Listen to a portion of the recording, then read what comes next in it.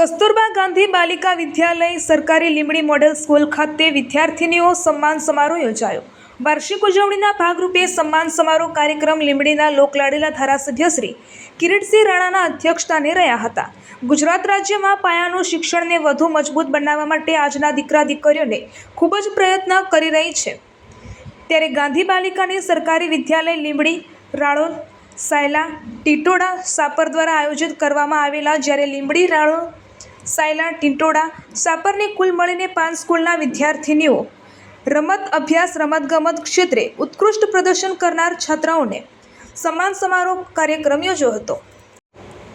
આજે મહાનુભાવોના હસ્તે પ્રમાણપત્રો આપી પ્રોત્સાહિત કર્યા હતા, જેમાં વિદ્યાર્થીનીઓએ વિવિધ કલા કૌશલ્યનું પ્રદર્શન કર્યું હતું। ઉત્સવના પ્રારંભમાં દીકરીઓએ સ્વાગત ગીત, પ્રાર્થના રજૂ કરી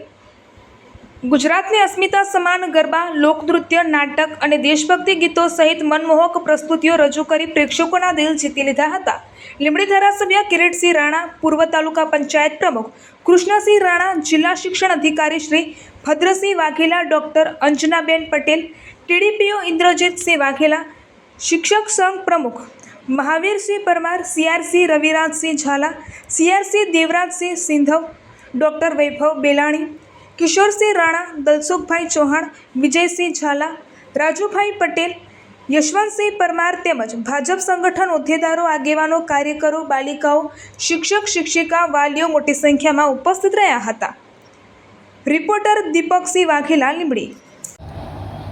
લીંબડી તાલુકા અને સાયલા તાલુકાની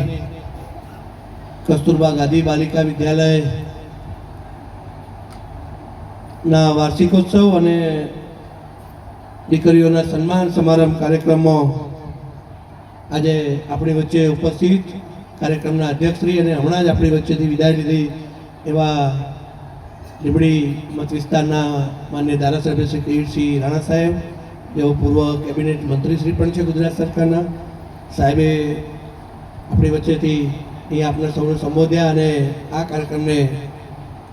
સરસ સફળ બનાવ્યો એની સાહેબની નોંધ લઈએ છીએ અને આભાર વ્યક્ત કરીએ છીએ। આજે કાર્યક્રમમાં આપણી વચ્ચે ઉપસ્થિત અને સ્ટેજ ઉપર મારી સાથે ઉપસ્થિત કૃષ્ણસિંહજી સાહેબ, જેઓ પૂર્વ તાલુકા લીંબડી તાલુકાના પૂર્વ પ્રમુખશ્રી છે અને આગેવાન શ્રી છે, ઉપસ્થિત અહીંયા અમારા જિલ્લાના કસ્તુરબા ગાંધી બાલિકા વિદ્યાલયોના જિલ્લાના કોઓર્ડિનેટર અંજનાબેનશ્રી, તાલુકા પ્રાથમિક શિક્ષણાધિકારી શ્રી લીંબડી ઇન્દુબા, તાલુકાના બીઆરસી મિત્રો, સીઆરસી મિત્રો, સૌ કસ્તુરબા ગાંધી બાલિકા વિદ્યાલયની વોર્ડન બહેનો, એમની મદદમાં આવેલા શિક્ષિકા બહેનો, આપ સૌ મોટી સંખ્યામાં ઉપસ્થિત વાલીઓ અને વાલી દીકરીઓ અને સાથે ઉપસ્થિત સૌ પત્રકારશ્રીઓ। સુરેન્દ્રનગર જિલ્લાની અંદર આવી કુલ 20 કસ્તુરબા ગાંધી બાલિકા વિદ્યાલયો આવેલી છે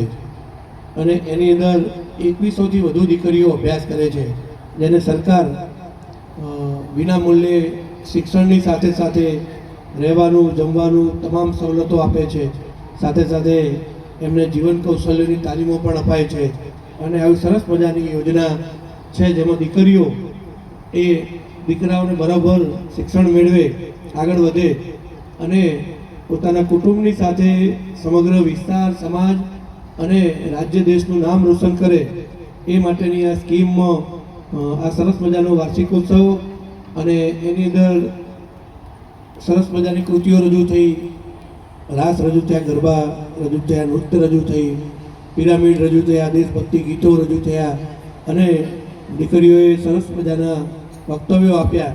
અને એક નાની દીકરીએ તો ઇંગ્લિશમાં વક્તવ્ય આપ્યું। આ આપણી કસ્તુરબા ગાંધી બાલિકા વિદ્યાલયની સફળતા છે અને સરકાર એના માટે સતત ઉત્તરોત્તર એમાં સંખ્યામાં વધારો કરે છે। આ વર્ષે પણ અમે જે પ્રમાણેની સંખ્યા સીટોની માંગણી વધારે કરી હતી એ પ્રમાણેની સરકારે અમને સંખ્યા વધારી આપી, એટલે આ તકે સુરેન્દ્રનગર જિલ્લા વતી સરકારશ્રીનો પણ આભાર વ્યક્ત કરું છું। ખાસ કરીને અહીંયા જે વાલીઓ છે એમને મારે 2 શબ્દો કહેવા છે કે 6 થી 12 ધોરણ સુધી તમારી દીકરી અહીંયા કસ્તુરબા ગાંધી બાલિકા વિદ્યાલયમાં ભણે છે અને સારું એનું ટેલેન્ટ હતું સારી એની ટકાવારી હતી એટલા માટે જ એને એડમિશન મળ્યું હતું એવું નહોતું. પણ કેટલીક દીકરીઓ એમાં પ્રશ્ન છે જી બાપુ, કેટલીક દીકરીઓએ વચ્ચેથી અભ્યાસ છોડી દીધો હતો, એવી દીકરીઓ પણ છે. કેટલી શાળાઓ નથી ગઈ એવી દીકરીઓ, દૂરના વિસ્તારમાં જ્યાં શાળા ના હોય અથવા શાળાનું શિક્ષણ ઓછું મળે એવું હોય તો ત્યાં પણ એવી દીકરીઓ પણ છે. અને ખાસ કરીને અન્ય દૂરના વિસ્તારમાંથી આવતી અને આર્થિક રીતે નબળા વાલી હોય એની દીકરીઓ છે, એવી દીકરીઓ રાજ્ય કક્ષાથી મેરિટ બને છે અને એવી દીકરીઓને એડમિશન અપાય છે. અહીંયા કોઈને પણ પ્રવેશ ના મળે અને કોઈને મળે એવું હોતું નથી, પણ રાજ્ય કક્ષાના જે નીતિ નિયમો બનાવેલા છે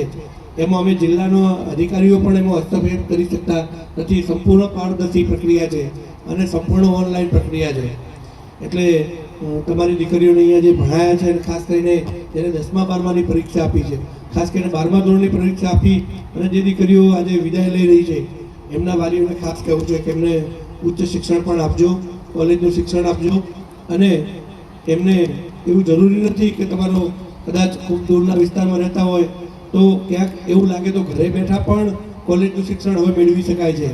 ઓનલાઈન. દેશ અને દુનિયાના સમાચાર જોવા માટે અમારી ચેનલ વાત્સલ્યમ સમાચારને સબસ્ક્રાઇબ કરો અને બેલ આઇકોન પર ક્લિક કરો, જેથી આપને રોજે રોજની તમામ અપડેટ મળતી રહે. સાથે જ અમારા ફેસબુક અને ઇન્સ્ટાગ્રામ પેજને ફોલો કરો.